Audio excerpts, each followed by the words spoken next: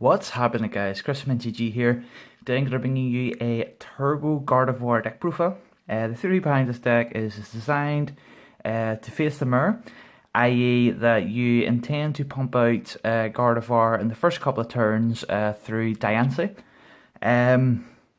This is more of like an aggro build, trying to get out the win condition ASAP to try and finish the games or gain control of the game as soon as possible. Usually a Gardevoir deck is a bit more slow and consistent. It can fall back on stuff, or it can just grind away until Gardevoir is out. Whereas, like I said, this is just getting it out as soon as you can to start facing down the mirror, start knocking down the Curlias or the down power Gardevoir, because they usually by the time you're all set up, you'll have 3 to 4 Gardevoir against your opponent's 1 or 2.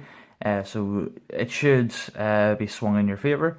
So this will beat Volcanion, just like a normal guard deck. Should beat the mirror, and then it'll just lose the Gardevoir or the Metagross, and then all the usual matchups in between. So that's the theory of it. I'll run through the deck list and run through some of the choices you can make to change it if you so desire. Start off with the guard line. We're playing 4 and 1. The reason behind this is Gallade plus Octillery is really good when you're kind of behind and you need to start just grinding back the resources of the game. But it's actually really good when you're ahead as well, because it just means you get the steady flow of either energies or Guzma or just anything you really need to keep a winning hold in the game. Or like I said, when you're trying to come back, Gallade Octillery is just really, really good. But Gallade has some uses in some matches as an actual secondary attacker, especially against BB Ninetales. This is crucial. Not too sure how relevant Ninetales will be, but it's a deck that seems to pop up a lot for me in testing. So having the Gallade as a fall back on to knock out the BB Ninetales, to actually start hitting the real Ninetales for the matchups. Of course, we play multiples of the BB Ninetales. You've got to fall back on stuff like Wonder Energy or anything like that.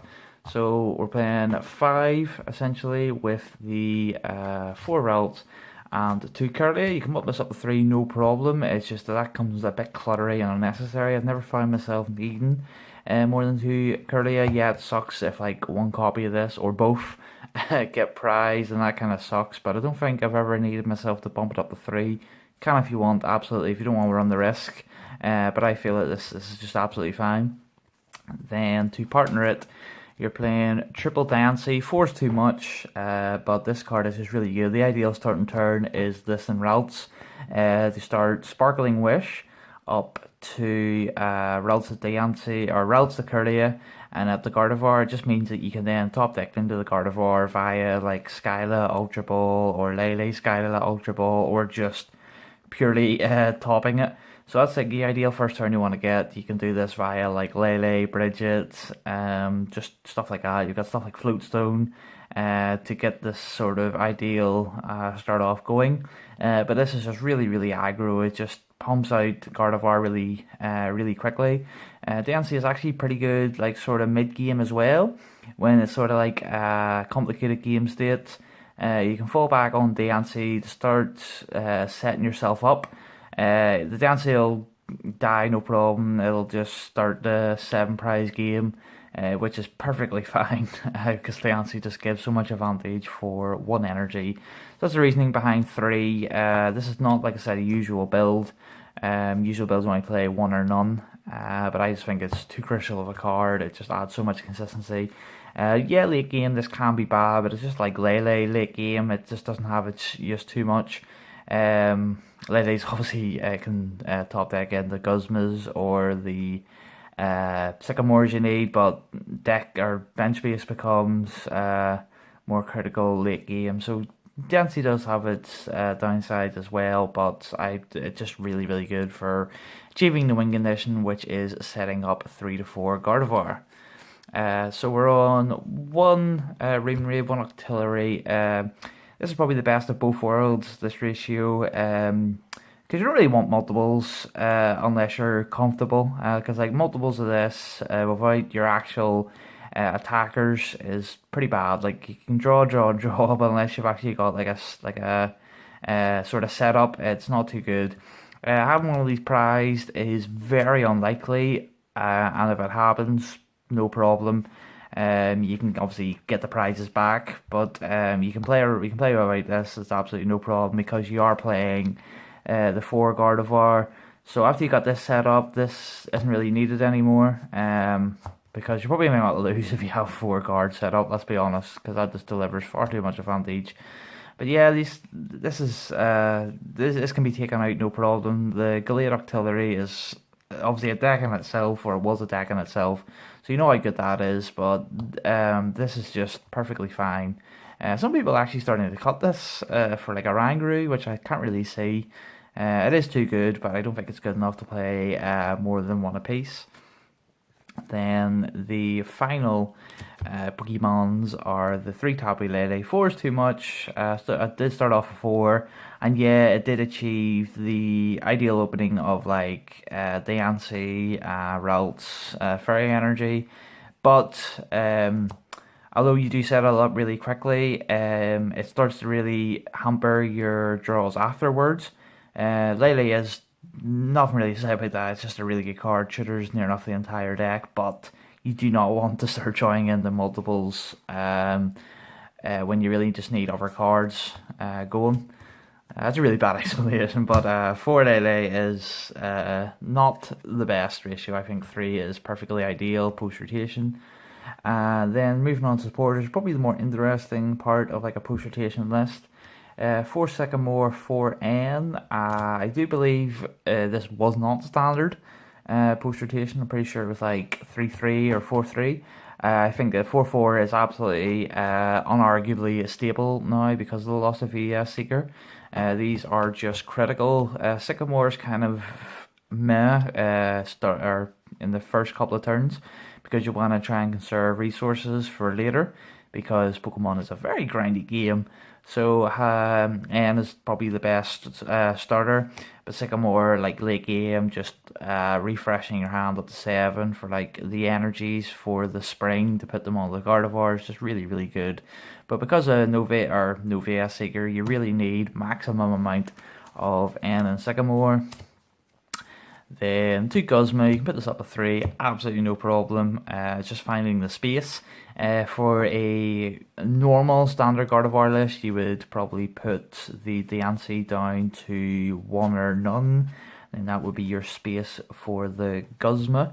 But I find 2 is okay at the minute. There is sometimes a need to 3, but 2 is fine because you have Twilight GX, which puts us back in, which is actually really relevant because when you do that, your Tapu Lele's become so much better, which is just the beauty of this deck. It's like initial turns are great, its mid games are great, and its late game is great. It's just a really strong deck. Then 2 Skyla, I only had 1, had to land 1. Same sort of theory as playing more ends because you just need this. This searches Rare Candy, it searches Ultra Ball, it searches Choice Band, Field Blower, Floatstone, just so many good targets. So I believe you have to play 2 because of the loss of VS Seeker. Same with 2 Bridget. You don't need 2 Bridget, you just need to make sure you have at least 1 Bridget starting off because, as I've said, this is just the best opening. Tapu Lele to Bridget, or even just hard drawing the Bridget is fine as well, because that means you can get something else off Lele. But Bridget, you don't need to. You never will resolve to. You just need to ensure that you definitely have a Bridget turn 1. Prizing both of these is like negligible. The chances of that happening, so that's fine. You play 2 because you need to resolve at least 1. So that's the supporters. It's more beefy now. There's no one-off supporters anymore because there's no VS Seeker. And the only real one-off supporter you had was like Hex, which is now not in standard anymore. But I do believe you need 2 Skyly, you need 2 Bridgets. Cut it down to 1 if you want. I just think you'll be sorry in the later games. So moving on to the items, you have obviously 4 Ultra Ball, nothing really said about that. 3 Rare Candy, don't think you need 4 for this because you are going the Diancie route. This is obviously a superb like sort of top deck or the turbo into the Gardevoir. But it's just you have to have the Gardevoir and the Rare Candy, whereas Diancie just does the work by itself so long as the targets are in the deck. So 3 of that, 2 field blower. Depends how much garb's in your area, I guess. If the garbotoxin is a real problem in your area, you could bump this up to 3. Absolutely no problem. It just depends what the meta is around your area. 2 is just like the consistent number to have. Not too much, not too little. 1 Professor's Letter is like sort of my tech. I just think this is really, really good. It's a starter card because you get the 2 energy, obviously, right off. If you have even 1 guard, that's 2 energy down. Then, nothing more to say about that. Thanks to Twilight GX, this is a really good late game card as well, because you put the energies back in for Professor's Letter to search. 1 Rescue Catcher, 1 Super Rod. I've been toying about with this for ages. You got Twilight GX, so you could argue that these, or well, at least this, is not necessary. But I think it is. This is fantastic for actually adding back like the Courteous just straight away and evolving up routes. Adding back the guards that you maybe had the Ultra Ball or Sycamore. I mostly just use it as a revive more than the shuffle back in, but the shuffle back in is just really good. This is just to ensure in the mirror or in really grindy matchups that you still have resources left just to go on. But this used to be a max potion. Like I said, this build is sort of heavily oriented towards the mirror without having to use max potion. That's what it's been tested out as so far. But absolutely, you could take this out for a max potion. You could take both of these for a max potion if you want, because Twilight GX near enough always activates in the game. So whatever, it's perfectly fine. Double choice band, double flowstone. This is the happy medium again, just like the field blowers. If you believe, like, this is essentially just adding another energy, so Skyla becomes like another energy as well. It obviously does because of Professor's Letter. But adding the 30 on, just because guard can just drop silly amount of damage out of nowhere, depending on how much guard you have and energy. Like, choice band just becomes really, really good. Flowstone is crucial because you need it for the Diancie. Like, you can retreat Diancie, absolutely no problem. Let's just make sure you can't get the Diancie actually out. So you put the Flowstone on the Ralts or the Rainbow Raid or the Tapu Lele you started with. Get out Ralts, Fairy Energy, get things going. And then 1, 2, 3, 4, 5, 6, 7 Fairy Energy. No Wonder Energy, because this is just me playing against the meta at my shop, not like a regional level event or anything like that. Wonder Energy is for stuff like the baby Ninetales or whatever. So I don't play it personally because I just don't think it's needed at my local level event. But you can absolutely take out one of these for a Wonder Energy, or you can start digging into the Diancie ratios for a Wonder Energy. That is perfectly fine. And then for DCE. So like I said, this build's a bit odd. It's sort of built around itself. You have to sort of play these ratios exactly with each other or none at all. So as I said, the only thing that's different about this build is the 3 Diancie. Maybe questionable is like the 2 Skyla, 2 Bridgets, but I do think they're stable. I do think Bridget plays not too much of a pivotal role in the deck to only play 1 and risk prizing it. So yeah, like apart from that, the ratios are pretty standard. You can toy about with whatever you want, but that's just sort of talking about how the deck works, how you can set up to play it differently. So if you enjoyed this video, it's a bit longer because, like I said, I was talking about options if you do not want to play the deck like this. Max potions, taking out Diancie, Wonder Energy, all that good stuff. Thing is, you just have to find a sort of tech or build that is going to beat the mirror, because essentially you're going to go in, you're going to beat Volcanion, you're going to beat all the matchups that Gardevoir does naturally beat, no problem. You're going to lose the Metagross and other metal decks, like there's very little you can do about that. So all you need to do is either find a way, a tech, or a build to beat the mirror, and you'll be topping events in no time. So there you go, guys. This is the Gardevoir Turbo deck. Hope you enjoyed it. Sorry for the longer video. I just had lots and lots to talk about.